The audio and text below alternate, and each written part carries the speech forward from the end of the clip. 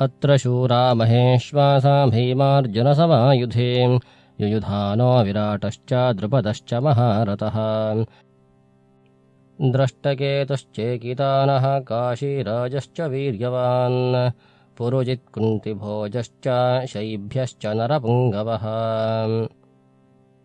ಯುಧಾಮನ್ಯಶ್ಚ ವಿಕ್ರಾಂತ ಉತ್ತಮೌಜಾಶ್ಚ ವೀರ್ಯವಾನ್ ಸೌಭದ್ರೋ ದ್ರೌಪದೇಯಾಶ್ಚ ಸರ್ವ ಏವ ಮಹಾರಥಾಃ. ದುರ್ಯೋಧನ ದ್ರೋಣಾಚಾರ್ಯರಿಗೆ ಪಾಂಡವ ಸೈನ್ಯದಲ್ಲಿ ಯಾರ್ಯಾರಿದ್ದಾರೆ, ಎಷ್ಟೆಷ್ಟು ಮಹಾರಥರಿದ್ದಾರೆ, ಯಾರ್ಯಾರು ಯುದ್ಧ ಪರಾಕ್ರಮಿಗಳಿದ್ದಾರೆ ಅನ್ನೋದನ್ನು ಹೇಳ್ತಾ ಇದ್ದಾನೆ. ಯುದ್ಧದಲ್ಲಿ ಭೀಮಾರ್ಜುನರಿಗೆ ಸಮಾನರಾದ ಪರಾಕ್ರಮಿಗಳಿದ್ದಾರೆ. ಸಾತ್ವಿಕಿ ಮತ್ತು ವಿರಾಟ ಹಾಗೂ ಮಹಾರಥಿಗಳಾದ ದ್ರುಪದ, ದೃಷ್ಟಕೇತು, ಚೇಕಿತಾನ ಹಾಗೂ ಬಲಾಶಲಿಗಳಾದ ಕಾಶೀರಾಜ, ಪುರಜಿತ್ತು, ಕುಂತಿಭೋಜ, ಶೈಭ್ಯ, ಯುಧಾಮನ್ಯು, ಉತ್ತಮೌಜ, ಸೌಭದ್ರೆಯ ಮಗ ಅಭಿಮನ್ಯು, ದ್ರೌಪದಿಯ 5 ಪುತ್ರರು, ಇವರೆಲ್ಲರೂ ಶಕ್ತಿಶಾಲಿಗಳಾಗಿರತಕ್ಕಂತಹ ಯೋಧರಾಗಿದ್ದಾರೆ, ಮಹಾರಥಿಗಳಾಗಿದ್ದಾರೆ. ಯುದ್ಧವನ್ನು ಮುನ್ನಡೆಸುವ ಶಕ್ತಿಯನ್ನು ಹೊಂದಿರತಕ್ಕಂಥವರಾಗಿದ್ದಾರೆ. ಇವರೆಲ್ಲರೂ ಪಾಂಡವ ಸೈನ್ಯದಲ್ಲಿ ಇದ್ದಾರೆ, ಪಾಂಡವ ಸೈನ್ಯವನ್ನು ನಡೆಸ್ತಾ ಇದ್ದಾರೆ ಅಂತ ದುರ್ಯೋಧನ ಈ 3 ಶ್ಲೋಕಗಳಲ್ಲಿ ದ್ರೋಣಾಚಾರ್ಯರಿಗೆ ಪಾಂಡವ ಸೈನ್ಯದ ಪರಿಚಯವನ್ನು ನೀಡುತ್ತಾನೆ.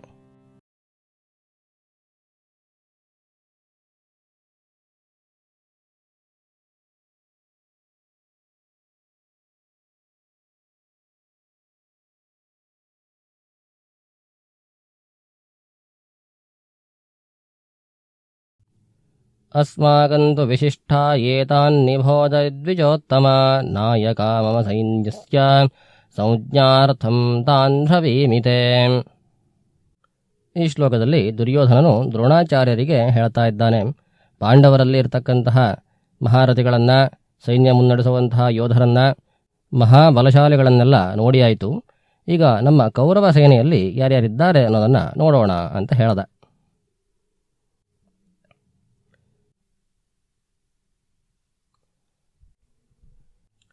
ಭವಾನ್ ಭೀಷ್ಮಶ್ಚ ಕರ್ಣಶ್ಚ ಕೃಪಶ್ಚ ಸಮಿತಿಂಜಯಃ ಅಶ್ವತ್ಥಾಮ ವಿಕರ್ಣಶ್ಚ ಸೌಮದತ್ತಿಸ್ತಥೈವ ಚ.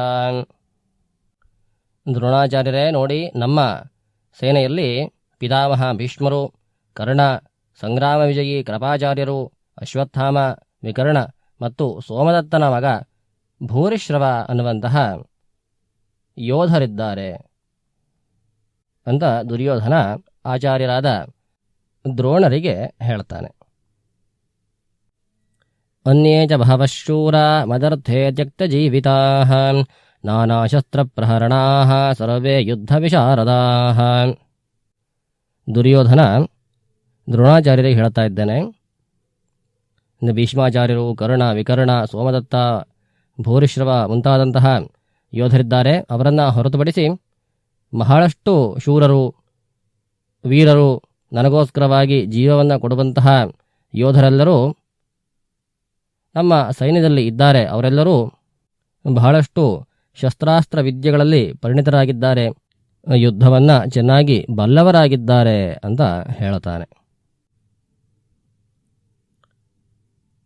ಅಪರ್ಯಾಪ್ತಂ ದಸ್ಮಾಕಂ ಬಲಂ ಭೀಷ್ಮಾಭಿರಕ್ಷಿತಂ ಪರ್ಯಾಪ್ತಂ ದ್ವಿಧಮೇ ತೇಷಾಂ ಬಲಂ ಭೀಮಾಭಿರಕ್ಷಿತಂ. ಭೀಷ್ಮ ಪಿತಾಮಹರಿಂದ ರಕ್ಷಿಸಲ್ಪಟ್ಟಂತಹ ನಮ್ಮ ಸೈನ್ಯವು ಭೀಮನಿಂದ ರಕ್ಷಿಸಲ್ಪಟ್ಟಿರತಕ್ಕಂತಹ ಪಾಂಡವರ ಸೈನ್ಯವನ್ನು ಗೆಲ್ಲುವುದು ಸುಗಮವಾಗಿದೆ ಅಂತ ದುರ್ಯೋಧನನು ದ್ರೋಣಾಚಾರ್ಯರಲ್ಲಿ ಹೇಳ್ತಾ ಇದ್ದಾನೆ.